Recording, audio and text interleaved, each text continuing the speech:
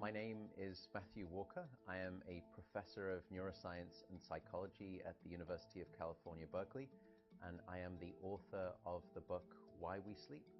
We certainly know that a lack of sleep will actually prevent your brain from being able to initially make new memories.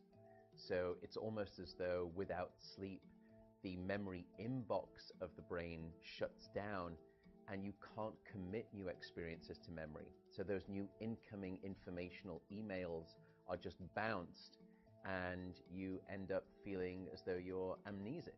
You can't essentially make and create those new memories. We also know that a lack of sleep will lead to an increased development of a toxic protein in the brain that is called beta amyloid, and that is associated with Alzheimer's disease, because it is during deep sleep at night when a sewage system within the brain actually kicks into high gear and it starts to wash away this toxic protein, beta amyloid.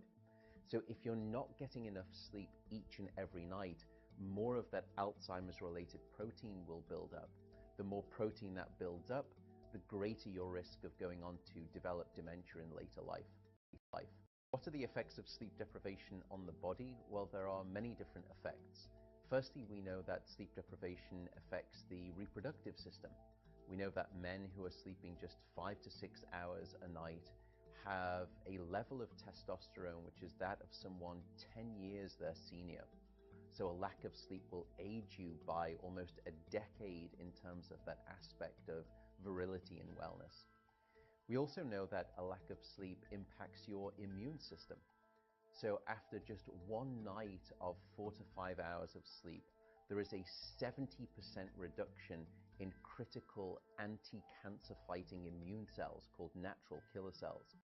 We also know that a lack of sleep impacts your cardiovascular system, because it is during deep sleep at night that you receive this most wonderful form of effectively blood pressure medication.